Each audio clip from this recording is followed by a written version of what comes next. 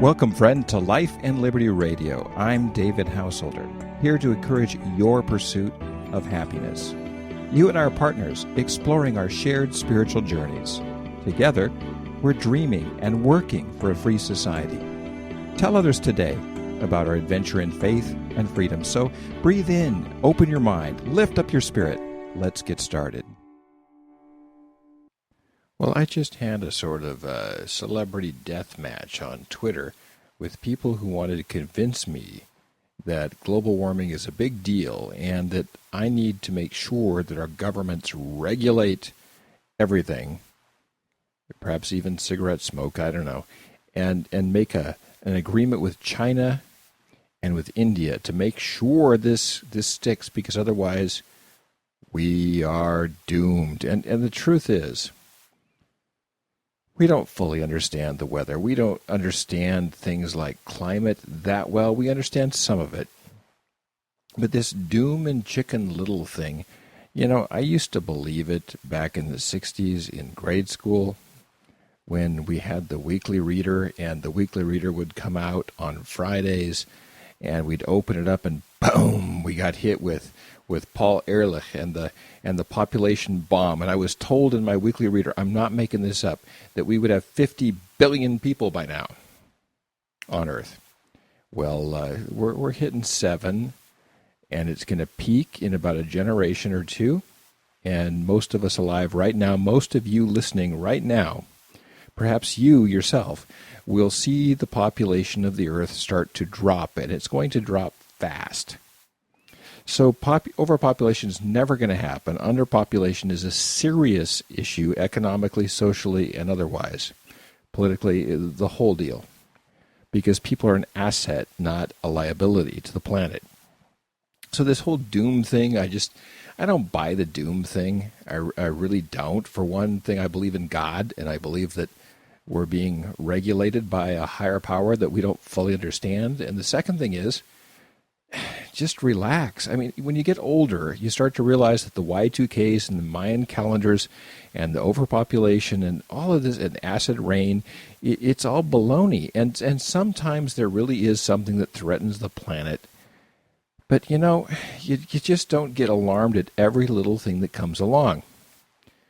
On the other hand, I don't want to be like Henrik Ibsen's play, An Enemy of the People, and Folkefiende, from 1882. I happen to be a Norwegian American. Most of my bloodline comes through Norway, a country that has contributed virtually nothing to the human race, but still, it's my country, and it's the way it goes, and I'm very blessed to be in America. But the whole Norwegian thing, enemy of the people, picture the fjords of Norway, picture a health spa, picture Thomas Stockmann, and Thomas Stockmann in the play is the protagonist. And he and his family and everybody else in town, they're setting up this spa because there's this wonderful water coming out of the mountains in the fjord, and, it's going to make everyone healthy. But Thomas finds out that the water is poisoned, and he says, hey, everybody, the water's poisoned. It's going to kill the tourists, and it's really bad. And everybody lines up against him because he's an enemy of the people, because he doesn't understand that this is profitable, that we have to have these nature water baths here for all the tourists.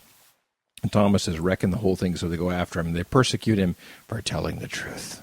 And I think there's a lot of people who advocate climate change and global warming because they want to see themselves as Thomas Stockmann from Henrik Ibsen. But on the other hand, I don't want to be the crowd that kind of shuts down Thomas Stockmann either. And the truth is, let's be honest, those of us who are more conservative in our orientation, we have been like the crowd that shuts down Thomas Stockmann. We don't want to hear the evidence. We don't want to hear it. There's no global warming. It's not there. It's not there. Because you guys are from the left, and I don't like you. But the truth is, there might be global warming. The truth is they don't know, and we don't know, and this is a calculus equation that is so gigantic, and it's got way more variables than constants, that there is no way we're just going to kind of figure it out this month. Not going to happen. And whatever they predict will probably be wrong. In any case, let's say that there is some global warming going on. Let's just say for fun that there is global warming. I'm not sure. I lay my cards on the table. I play with my cards face up. I don't hide my cards. I don't hold them close to the vest. I let everyone know what I think right away. I'm a political libertarian. I'm a person who grew up Lutheran. I have Scandinavian background. I have a Pentecostal spirituality. I love Holy Spirit stuff. That's how I'm wired. I believe in that stuff, and I don't try to hide that.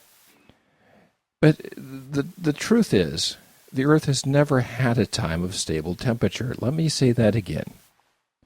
Planet Earth, according to people who study these things, has never had a time of stable temperatures.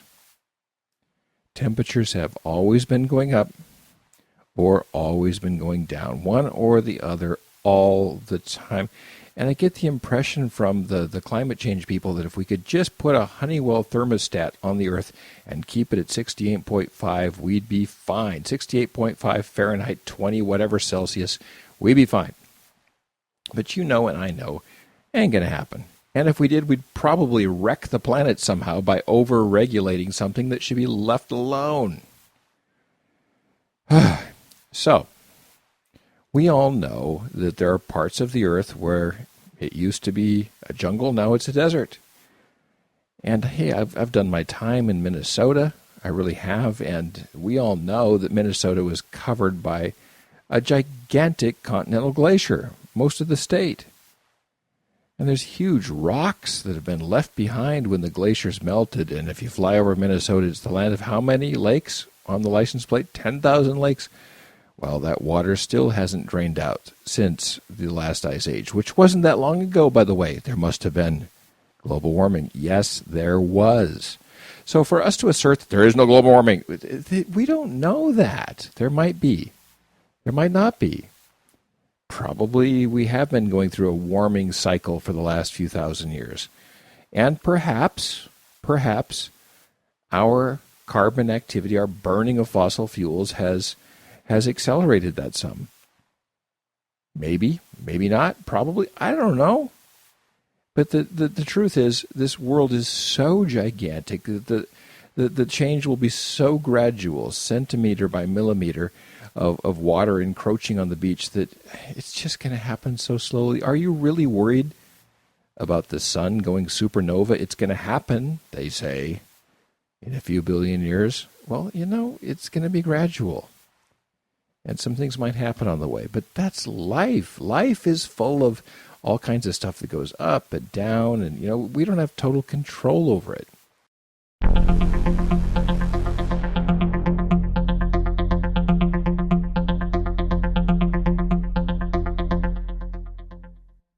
If you're like me, you love getting packages in the mail from Amazon. I love to check the side of my house because that's where they come. I've got a little table set up there, and there's a package. And I love shopping with Amazon. You say, well, it costs extra with the shipping, but the truth is you'd spend a lot more in gas and time just driving around looking for stuff. You can find almost anything on Amazon. It's kind of like the old Sears catalog or the Wells Fargo wagon. It's part of our American tradition to have delivery to our homes. And if you shop on Amazon, I'm going to ask you to do me a favor. Would you please do all of your Amazon shopping through my website, davidhouseholder.com. Go to davidhouseholder.com. At the top of the page, there's an Amazon banner. Click on there and do your shopping from there. If you do that, I will get a portion of the proceeds, which will keep this show on the air. So it's good for you, it's good for me, it's good for everybody. Hey, it's good for America. Shop on Amazon and do it through davidhouseholder.com.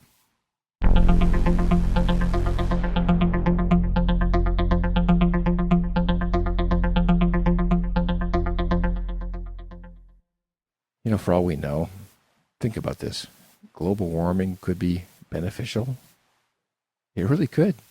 There may be parts of the world that become very, very profitable, parts of the world that become very verdant, parts of the world that used to have real problems with harsh weather becoming nicer.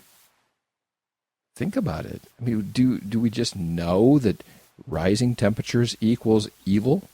Probably not. Good chance that a lot of the world will benefit and the rest of the world will suffer, but it will be so gradual. It's not like we're going to have waves of tsunamis of nasty stuff next week. No, it's not going to happen.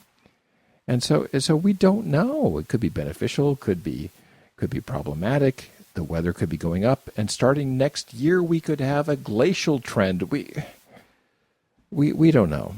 There are no straight lines in nature. Look at a tree. Trees are crooked, and the trend lines are crooked in nature. There is no geometric, arithmetic progression in nature. Things happen all over the place, and they happen lots of different directions. And so what we have to do is pay attention to those. Well, humankind has a place in this terrible, terrible thing called global warming because we have had our finger on the scales. Well, last I checked, we're a part of nature too. It's kind of our planet too. It's not just belonging to Bambi and the animals. It belongs to us, and we're going to behave like, God forbid, humans. And we might want to keep warm in the winter, and we might want to drive our cars to get somewhere so we can do something. And, the whole idea that we are somehow a cancer on the earth, we are a benefit to the earth. Please listen to that. Human beings are an asset, not a liability, no matter what the Weekly Reader taught you, no matter what the government schools taught you. Less people is not better. Ancient wisdom tells us, be fruitful and multiply, have a full family. Enjoy that. The earth is empty. You don't believe that? You don't believe the world's empty? Would you please fly anywhere in the world, take a window seat? There's nobody down there. Seriously, across the United States. The United States is so underpopulated. Yes, underpopulated. Why? It's beautiful land not used at all over the United States.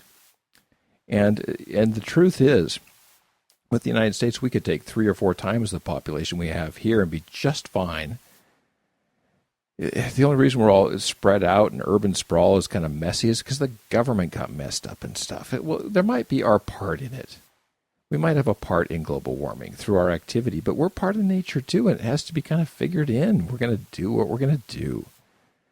Here's the problem. When people look at climate change, they look at statist solutions. The government better fix this. Oh, yeah, we're going to trust the government. The government that gave us the socialist freeways in the first place that caused all the pollution from all the cars.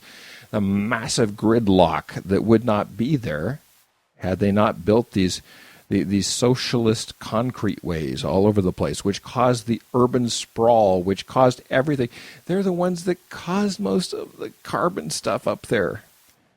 Well, it's the corporations. No, it's not the corporations. Corporations, according to common law, if they pollute, must pay restitution. You can sue a company that pollutes. No, but for the last 100 years, since the Progressive Era, we've had all of these big labor-backed, big government people saying, no, we have to give exemptions to these big factories because it creates jobs and it's vital for America to get our war machine going. People, think about it. Just think about it. Those are protected factories. You can't sue them. Go ahead and try. You can't do it. I grew up in Kellogg, Idaho, an ashtray of an environmental mess. The Bunker Hill mine, lead silver mines, smelters, the whole deal. We couldn't go outside. We could not go outside at recess. Why? Because all of these mines and the smelters and everything, it was all on public land. They didn't have to keep it up. It was leased from the government, so their incentive was to exploit it as fast as possible and pollute. Who cares? And they were given exemption by everyone. And the entire Silver Valley Basin is still a toxic waste dump. And there's all kinds of heavy metals at the bottom of Lake Coeur d'Alene because of that. Whereas had it been private property, they would have been liable, and they would have been open to lawsuit, vulnerable to lawsuit. Think about that. The state, Caesar, Pharaoh, Herod, Alexander the Great, whatever, Genghis Khan, is not the answer. They really aren't. The truth is, the free market will give us the cleanest, the cheapest, the most convenient products and meet our needs the best of anyone. No, those corporations, they're out to get us and pollute. No, they're not. Monopolistic corporations are only monopolistic because the government has favored them. In a totally free market, the Samsungs of the world are always right on the heels of Apple. We don't need to regulate that. Competition does that. And corporations want to serve you. They don't want to manipulate you. They want to give you what you want. And if they give you what you want, they will make money. That's called the profit incentive, the service incentive. And they will give you something clean and cheap and convenient. People like clean things. People like to get them now, and people like a good value. The free market is the best guarantor of a clean, free economy of anything. Think about that. Oh, the government's going to save us. Well, who taught you that? The government schools. So pay attention. Think different. Think freedom. Think perhaps there's a spiritual grounding to all this. Perhaps there really is a God in charge. Perhaps we're just a part of nature. Perhaps we're the crown of creation. Perhaps there will be change in the creation, as there always has been.